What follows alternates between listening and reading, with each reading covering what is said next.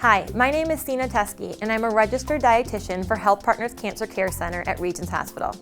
As you may know, nutrition has a big role when it comes to cancer. I am here today to provide some nutrition information and tips for cancer patients and survivors. During this video, we will go through some eating tips for common side effects that may occur during treatment. Next, I will answer some common nutrition questions patients have asking me about sugar, soy, organic food, and dietary supplements. Lastly, I will give a quick overview of diet recommendations to help prevent recurrence that are supported by National Oncology Societies. I hope you find this information useful. If you have further questions or would like to set up an appointment to discuss your individual nutrition issues, please request an appointment. Your nurse or doctor can schedule an appointment at any point throughout your cancer journey.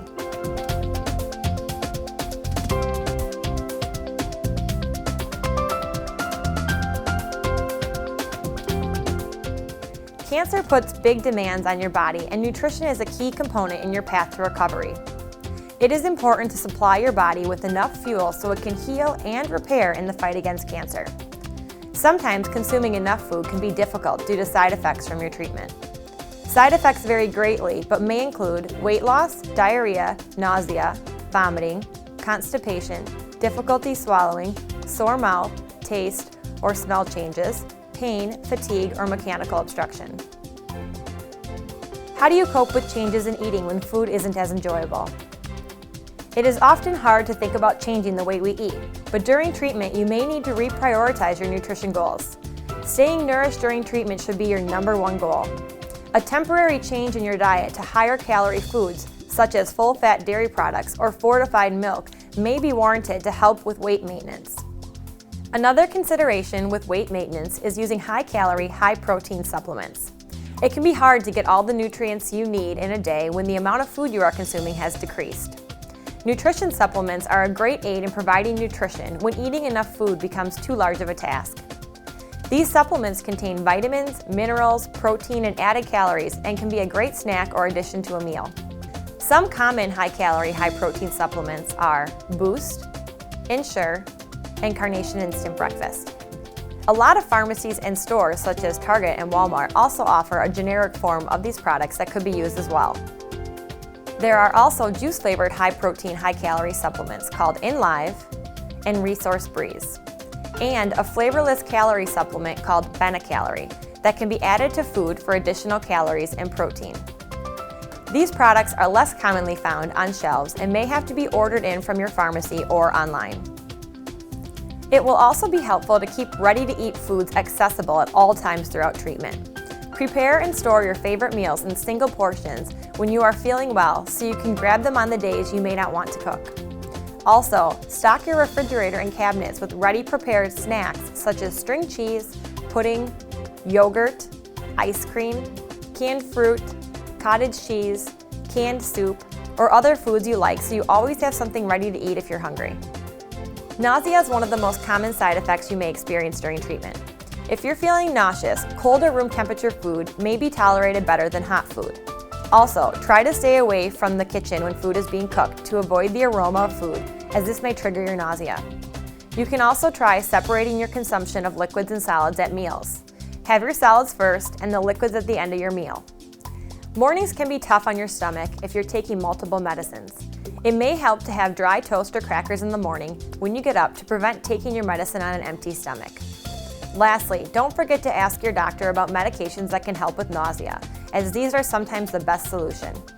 If you already have anti-nausea medicines prescribed to you, make sure to take them as ordered to help relieve your symptoms. If you are noticing continued weight loss, lack of appetite, difficulty eating large meals, or difficulty swallowing foods, you should change from eating 3 large meals a day to grazing throughout the day. It can be easier and less overwhelming to focus on consuming small meals or snacks 5 to 6 times a day to meet your energy needs. It is a good rule of thumb to think about eating every 2 to 3 hours if you're having small meals. Keeping a journal of what you have eaten throughout the day can be helpful to keep track of everything you have consumed. Another helpful reminder to eat frequently throughout the day is to have a relative or friend call every 3 hours or set a clock or timer to go off every 2 to 3 hours to remind you it's time to eat. When taste changes occur, it's time to get creative with the foods you are trying. Something you may have thought was too sweet, bland, or sour may taste just right now. When you find a food that works, continue to use it and modify its flavoring to continue to have it taste good to you. Some patients have found it helpful to keep a list of foods that have tasted good, what foods no longer are appealing, and foods you have yet to try. This can help you get new ideas if you're not feeling hungry at mealtimes. Sometimes the type of medicine or treatment you are receiving may cause you to begin to gain weight. It is best to maintain your weight during treatment unless you are underweight. If weight gain becomes a problem for you during treatment, try to monitor the types of foods you are taking in. You may need to cut back on added fat and focus on low-calorie, nutrient-dense foods such as fruits and vegetables, or choose smaller serving sizes at meals. Another thing to focus on is fluid intake. Fluid is important during treatment, and you will often hear your healthcare provider reminding you to drink enough fluids. Dehydration can cause fatigue or increased mucus formation. Drink 8 to 12 cups of fluid a day unless a doctor says otherwise. Now, let's talk about some commonly asked questions that the nurses, doctors, and myself are asked by patients. Hopefully, I can clear up some of the confusion and anxiety you may have regarding eating and cancer. You may have read that sugar can feed cancer. This causes a lot of anxiety for patients as they feel they have to avoid eating all foods with sugar. Sugar is a glucose-fructose structure and a carbohydrate. Carbohydrates are energy sources for our body. Both cancer and healthy cells require them to function properly. When glucose is consumed without fiber, protein, or fat, it can lead to increased insulin production, which will in turn cause cell growth for cancer and healthy cells. There is nothing in particular about sugar that feeds cancer cells any more than it feeds all the cells in our body to function. Sugar itself is not bad, and you don't have to avoid all sugar in your diet. The most important thing to do is consume sugar with protein, fiber, or fat to decrease the insulin spike and cell growth. If you're feeling well and not having problems with your dietary intake, then have dessert in moderation and limit simple sugars such as soda, candy, and fruit juice. If foods with high sugar content, such as ice cream, are the only food that you are able to tolerate, continue to consume them, as malnutrition can be a serious problem and may cause a delay in your treatment. Next, are soy products safe?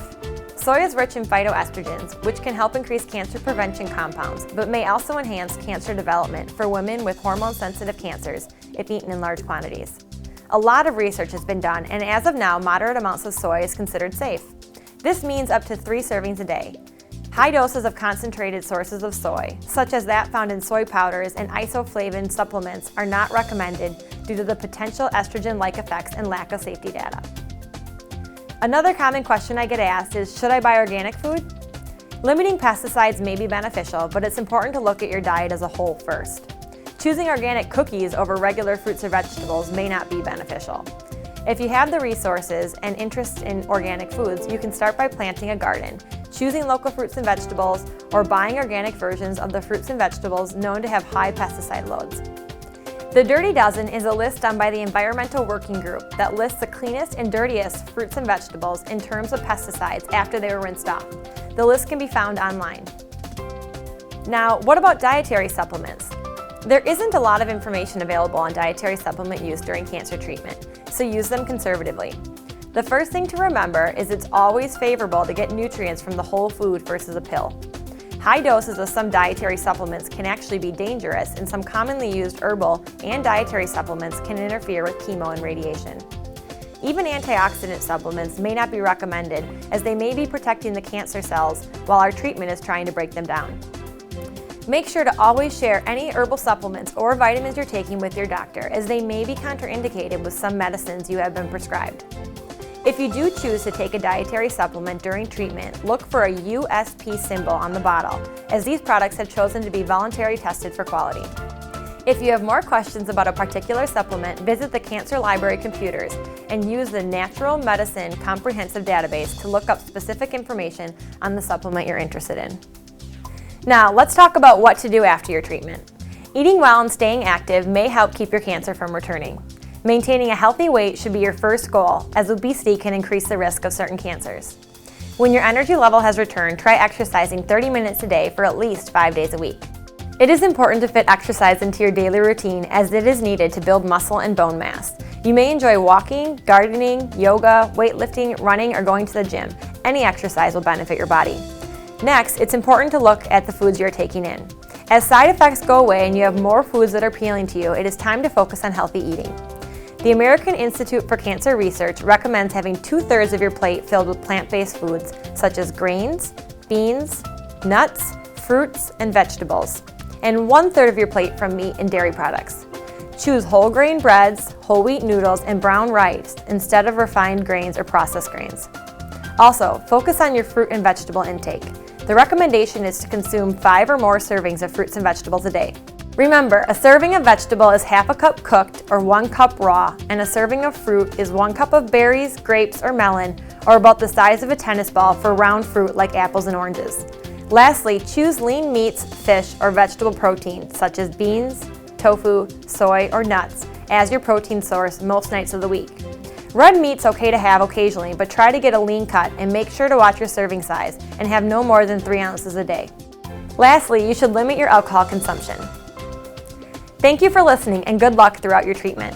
If you would like further nutrition tips or recommendations based on your individual goals and challenges, or if you have a question that was not discussed in this video, please ask your care provider to schedule an appointment with a dietitian at any time. The physicians, nurses, dietitians, and staff at the Health Partners Cancer Care Center are here to help you along your journey. Have a great day.